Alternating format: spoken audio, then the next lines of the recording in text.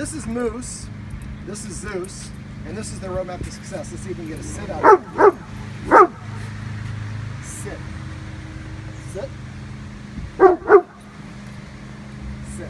Remember, whenever you're giving a treat, you always want to give the treat after the, say the command word after the treat goes in the mouth. Okay, so basically I came primarily to work with him. He's a pretty good dog, but he has some issues as well. The dogs basically had no rules, and as a result of having no rules, they see themselves as being peers with the humans. He is more pushing the boundaries. He's a lot more of a relaxed, amicable dog, Zeus is. And so Moose is, he's doing what his job is as a puppy. His job is to push and push the boundaries, see what he can get away with. And because the guardians haven't any rules, it's been confusing for him. Dogs learn through repetition, consistency, and good timing. You have 3 seconds to correct or reward a dog, and then have the ability to make a connection. Come, that's passive training. We'll talk about that in a sec. So if we don't have any rules, we can't have good timing. We can't be consistent in our corrections, and the dogs don't see us acting like leaders. And so dogs are all about what they see us do. We have to think, look, I'm a human, so you should respect me. I adopted you, so you should respect me. I have this great house for you to live in. I have dog treats and toys and a kennel. Dog's like, I didn't see you build this house. I didn't see you hunt that food. I didn't see you make that dog toy. So we don't get credit for those things. Matter of fact, a lot of dogs are like, my humans are pretty lazy. Like they come home, they just sit on the couch and watch TV, they play video games, they eat and they sleep. That's all, and then they leave and party for a while. When we go out and work, they don't see us acting like a leader or working. And so when we come home, by not enforcing rules, we don't act like a leader in their eyes. So basically we started off by talking about exercise. Although they're not super high energy, or not Dalmatians, but Great Danes are pretty mellow dogs usually. But he was pretty territorial when I came in. I had to use some soft body language to help him feel more comfortable. What I did is I opened the door an inch and I let him in. I was trying to give him a treat, but he was kind of showing me teeth and things along those lines. So I kind of just left the door open. Finally I tossed a treat in. He walked in and got it. Came back a couple times. At that point I was giving him the treats. I have really good treats. And at that point he felt a little bit more comfortable. I opened the door a little bit more and he wasn't lunging at me. Now we need his energy to be nice and calm, and he is reactive when anybody comes by the house. Again, I think he thinks his job is to be the security dog, and so he wants to shake everyone down when they come in and out the door. So basically, to help with that, I went through a number of rules the guardians can enforce so that they can start acting and demonstrating their leadership through their actions. So one of the rules is not being allowed in the furniture. These guys have no respect for personal space. I mean, Zeus came up and his face was, I'm not exaggerating, it was right here. And Moose did the same thing. And so Zeus, it's not as big of a deal because he's not challenging so much. He's challenging, he puts his face in somebody else's face and they like do something wrong or look at him, he's a little eye contact dominant. That could be easily a nip. And we don't want that to happen. So basically we need to teach him to have good respect for people's personal space. I started showing the guardians how to back him up using the escalating consequences. We have a little table in kind of a comfy room, a cozy room, and there's a little channel that the dogs were kind of shoving their way in and then jumping on the couch and then invading their guardian's personal space. So by just not allowing them in that little channel around the couch when the humans are there, if there's nobody there and they can walk in without shoving their way, that's fine, but they were shoving. And so we want to practice enforcing that particular boundary. It's not a really high level of interest for the dog, so that's a great way to practice. We want to practice in the easiest capacity possible. So some of the rules are not being allowed on the furniture for 30 days or as long as the problem is still going on. At the end of that period of time, furniture, if the guardians decide to let them back up at all, they're big dogs. They might like having the dogs on the ground. But if they do it should be a one-time invitation. I'm a little bit scooped. He did something to me a little bit earlier. It still has me a little on edge. So basically, it's a one-time exception only for good behavior. So the dog gets up and starts shoving you with its foot, you have to get down. Now, I don't like to shove. I'm force-free. And so what I would do is I would take a treat, touch his nose with the treat, and toss it on the ground. And then basically when the dog gets on the ground to get it, I would say the word off. And then now we're putting in context, getting off the couch is a rewardable activity, and we're providing motivation for the dog to want to do that. And then we help the dog practice not being on the couch. Now, I'm going to talk a little bit about maintenance and we'll get back to rules. The guardians have kind of a house that looks over the street. There's a big window in the front and there's a couch in front of it. The dogs jump up on the couch and bark at people passing by. So that kind of gives them the illusion of height, which is kind of what a security dog would have. And so what we want to do is I recommend the guardian do what we call a Roman blind. Go to like Kinko's or Office Max, get a 3 feet wide piece of paper and cut it exactly the side of your window and put it on the outside or the inside of your window. So it's not inside the house, it's in the window jamb. So I can't scratch it down. And I would do it the bottom 2 panes and then the top pane, because these are big dogs. Anywhere you see those prints, make sure that's blocked. That way we have a little bit of light coming through the top. The humans can still see through. The dogs can't see out, so every time they go up to protect or guard, well, I can't see. So after a while, it helps them get out of that habit. Now we also recommend that the guardian get a X-mat. X-mats are little pads that you have that have little spikes on them, and it prevents dogs from getting on furniture. So it just takes away the ability, if the dog can't see and can't get on the couch anymore, then it's going to stop looking in that area. It helps them develop a new behavior pattern. Okay, come, which is passive training, which we'll talk about in a sec. Shifting gears and going back to the rules. Other rules would be the dog's not allowed to be in the kitchen when we're preparing food, not to be allowed around within 7 feet of a human who's eating food, not being allowed within 7 feet of the other dog when the other dog's eating. When the humans are, when it's feeding time, right now they're grazing, letting the dog free feed or graze. Dogs spend 90% of their time in the wild looking for food. It's the primal drive of their society. If we add a tiny bit of structure to mealtime, that helps them practice self-restraint and helps us demonstrate our leadership. So what I would recommend is we create an area where the dogs can't go in the room, that there's an entryway, but I can block it. And then I put the food in both bowls and put the bowls separate. We don't want one dog walking next to the other one. I would feed Zeus first because he has more of the personality we're looking for. Once we've done that, and you can use the same technique that I showed the guardians in the living room. Once the dogs are stop moving at the door, then I take a step back and I pause and wait. If they try to come in, I rush towards them. And I take a step back and they pause and they wait, then I take another step back. And I do that until I get all the way back against the counter. And then I'm going to grab a chip or a cracker or something that I can eat in 5 or more bites. When I get done eating, I'm going to invite Zeus in. When Zeus comes in, we're going to let him eat without Moose's presence. That way Zeus doesn't feel like Moose is breathing down his neck, and Moose and Zeus both see that the humans are controlling the environment. Now when Moose takes his first bite of food, I would use passive training, which is a little bit of what I was talking about here, and come up with a command word for each dog that needs to eat. So when Zeus is eating, maybe we say supper. So every time he takes his first bite of food for 2 months, we say the word supper once when he takes his first bite of food. When he hears the word supper, there's food in his mouth. When he hears the word supper, there's no food in his mouth, so it doesn't mean the same thing to him. When Zeus is done eating and he walks away from the bowl, if there's any food left in the bowl, we pick it up and we dump the food in the bowl empty and put that bowl back down. I have no more treats for you, buddy. And then he has to leave the area. Then we invite Moose to come in, and when Moose comes in, he can walk by Zeus's bowl because it's empty. And he goes, oh, and again, with an invitation. And when Zeus comes in, or Moose comes in, maybe we call it, feast or whatever. Come up with a fun command word. I explained fun command words are beneficial. And so when he comes and takes his first bite, we say feast. And when Zeus hears feast, there's no food in his mouth. After a while, you could say just feast, and then just Zeus will run in the room. Okay, so just by eating first and then controlling that situation, that's going to help the guardians demonstrate leadership and have the dog respect them a little bit more. It's one of the most important activities for dogs eating, so it's just really important. Okay, so other rules, I make them sit before we go in or out of a door. Now, if you're watching this on doggoneproblems.com, the write-up directly below this one is for a dog named Bindi, and Jasper, I think, is the other dog's name. Bindi is a little mini Australian Shepherd that didn't want to go through the door.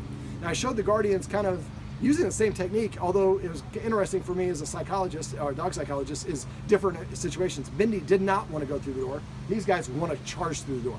So what we did was we basically, in Bindi's video, is I just started reaching for the handle. And I did this with Zeus, and every time I reached, Zeus would get up.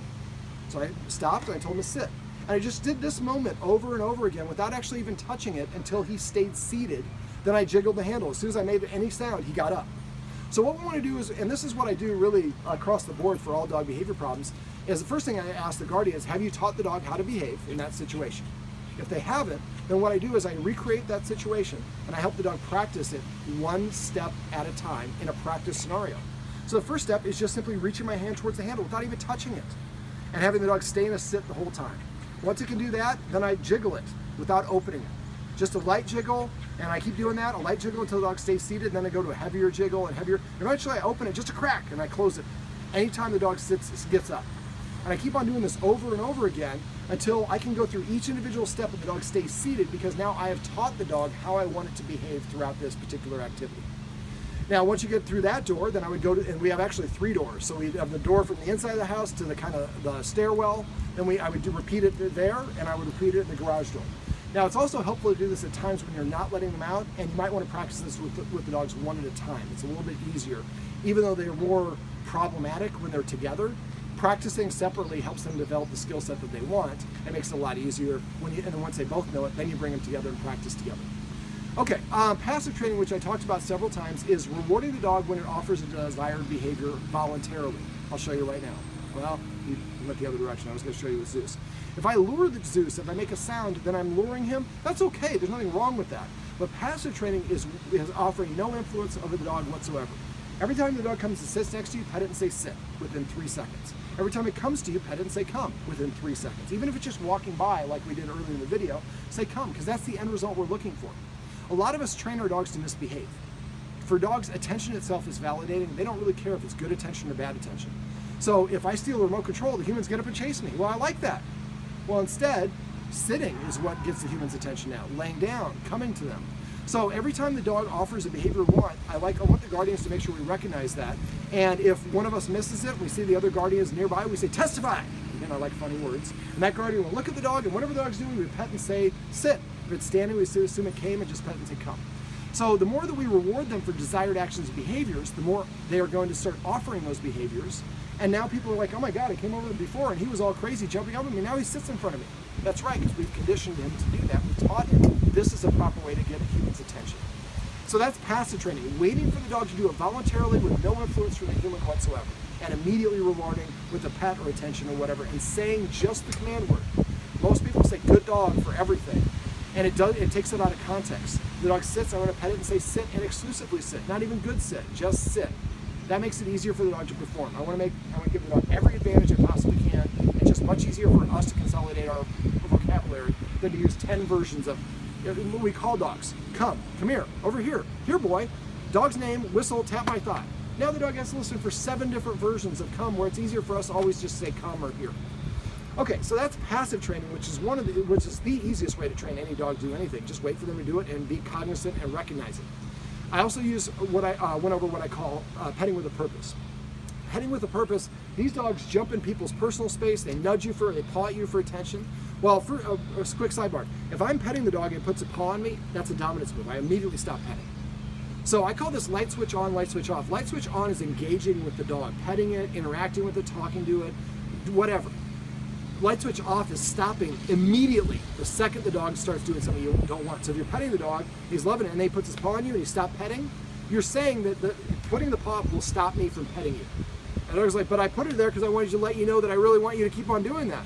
Well, then you better keep 4 on the floor and just enjoy it. Come. That's passive training. So now, whenever possible, try to pet a dog under his chin instead of on top of the head. Say just the command word, avoid superlatives and adjectives, just say just the command, and also don't baby talk. There's a difference to a dog between sit and sit, so just say it consistently. You can always baby talk if you want, just make sure you always do it. Let me see, we went over a focus exercise off camera. If the guardians forget how to do that, make sure you text me. I have videos I've shown other people how to do it, but it's really easy. They both have it down. I would do it with both dogs separately, and eventually do it in the same room with both dogs, but in different a couple feet apart. Now when I do it, I didn't actually go through all the instructions, so I'll finish it up here. So first it's 1 second, 1 second, when the dog looks at me in the face voluntarily. Once I can get up to the point where I'm 15 seconds for that second movement, consistently for that dog, then I would actually practice it in the garage. Now the garage, we're closer to the backyard. There's sights and sounds, there's smells. It's harder, there's slightly more distractions. So we go back to 1 second, 1 second. But now we might go 1 second, 1 second for 3 treats, and 1 second, 2 seconds for 3 treats, and 1 second, 3 seconds for 3 treats. You can move it a little bit more gradual, faster pace. Eventually we get to the point where you're 15 seconds in the garage, and that should only be a couple of days. Then you want to practice it out here. Now when you practice it out here, make sure you let the dog go and play around and sniff and do their business first. Then practice it. You don't try to compete for the dog's attention because you'll train them to ignore you. So once you can do it out here, eventually you have a very strong recall, or recall focus, but the dog's about to start barking at something in the street, and you say focus, and they stop and they're giving you their attention. Now this will also be helpful for Zeus, for Moose, because he's eye contact dominant for strangers, something I discovered when I was coming in here. So I would recommend the guardians have that exercise practice with, there's another family member that lives here. I would have that person practicing it as well as the 2 primary guardians. Then we want to do it with family members and people that come over that the dogs are comfortable, that the dogs know. because the eye contact is a bit of a challenge, but the goal is hopefully to help Moose start to associate. When I look at the human voluntarily in the face, a treat gets delivered. That shouldn't be a challenge to me, which it normally naturally is for dogs. That's actually something you should look forward to. And we can help take that behavior problem away. Let's see, what else do we go over? Exercise, we'd like to up there to exercise a little bit. The Guardians are going to, I think, come to my workshop in a month from now in July and learn how some loose leash training tips. Right now they're using a gentle leader, which Moose really doesn't like. And we can just use whatever tool. We want to use the tool. We want to make it a pleasurable experience for the dog. But the whole point of the exercise is we need to make sure we increase the exercise. Dogs that are under-exercised are going to be more problematic. So if we have a guest coming over, make sure that we take that dog for a good half-an-hour walk. Well, even these dogs probably don't need a half an hour. But take it for a walk, play fetch or whatever it is, and then give it about 20 minutes after you finish it before the guest comes over. Put them in a position to succeed. I also show the Guardian how to drop. Now to get the dog to drop, we want to do it with low-value items. So remember, when Moose has a low-value item in his mouth like that, so see if we can do it right here.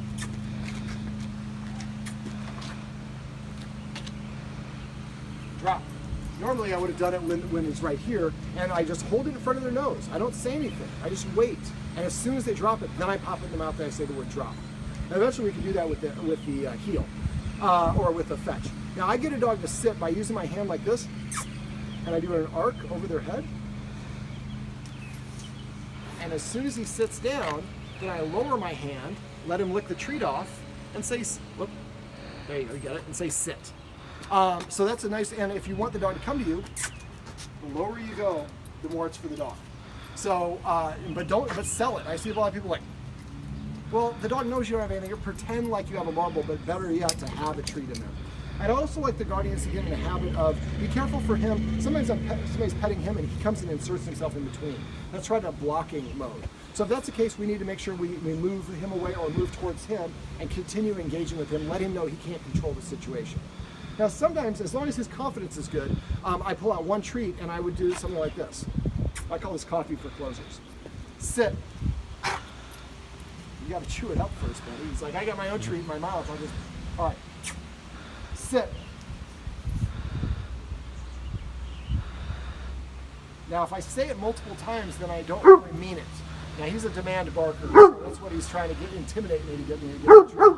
That's not getting in the treat. So neither one of them are performing right now, so neither one of them gets the treat. But normally I pull it out and I say sit or come or whatever it is. Whoever performs first gets the treat. Whoever performs second doesn't get a darn thing. Now if both dogs give you the same effort, they give you the same effort. Yeah, I'm telling them right now. If he gave me the same effort, then I would give them both the same reward. But if I tell him to sit and he sits right away and he sits 3 minutes later, I'm really disrespecting him for being so obedient. So this creates a motivation for the dogs to want to do what you want, and that's really the primary purpose of what I want to do with my clients, is show them how to communicate to their dogs what their dogs can do to make them happy, so the dogs start emulating that behavior. Now he's a little bit insecure. If his tail's ever between his legs, don't pet him. And make sure that we're not petting him when he's excited or anxious or any of those things. Whatever a dog is doing when we pet it is what we're thanking them for. So if your dog jumps up on you, pet it, you're saying thanks for jumping up on me.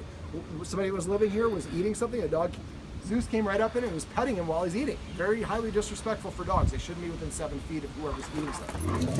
Some people passing by, they think they're guard dogs.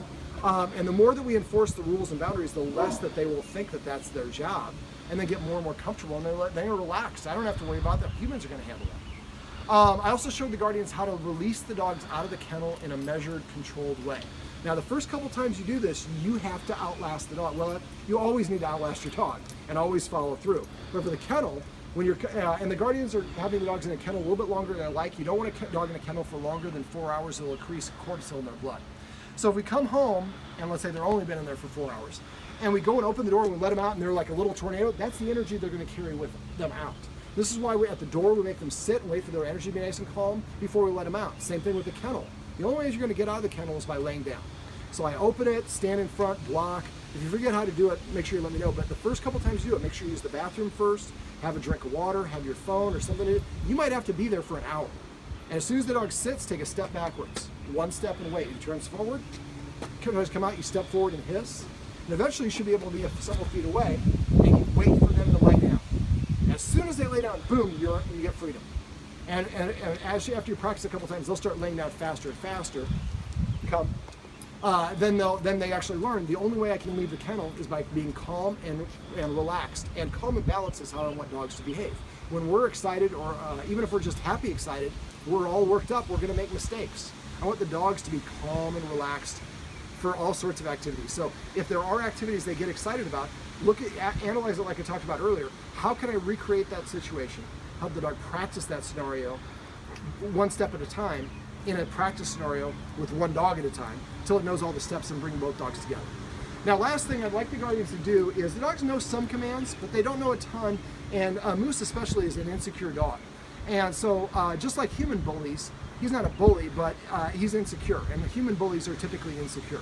So we could solve that really quickly by teaching them some new tricks and commands. Now, I have a bunch of videos on my website and on YouTube, but there's all these dog trainers that want to be Caesar Blonde and get their own TV shows, so they show you how to teach your dog to bang your head, roll over, balance a treat on their nose, whatever it is. I wouldn't recommend shake because he's already putting his paws on you. What I'd like the guardians to do is start practicing. 1 week, one guardian takes the lead. I'm going to go to YouTube, I'm going to find it, whatever the exercise is, and I'm going to teach the dogs separately that one trick. And make sure it's a trick or command that you can do it in a day or two. Some people do ones that are really too hard, and it gets frustrating for you and for the dog. Training should also be done in 60 to 90-second practice sessions, unless you're doing something like the stay that takes longer.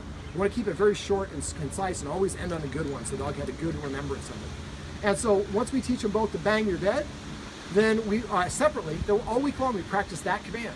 Then the next week, the next guardian goes to YouTube and finds a different trick. I'm going to teach them how to cover their nose with their paw and say bashful or whatever we want to say. And then we're going to teach both dogs how to do that, and all week long we practice that one. If each guardian does this with 4 tricks, now at the end of 2 months, by the end of the summer, the dog should know probably about 10 commands, which in the US is about average. We want the dogs to know about 10 commands. But you'll find that you start enjoying it. It'll boost their self-esteem. It'll also help the dogs see the humans as more of an authority figure because they're responsible for that boost of self-esteem.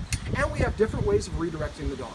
It's beneficial across the board. I think it'll help, not Zeus as much, but it's helpful for your dogs to be well trained.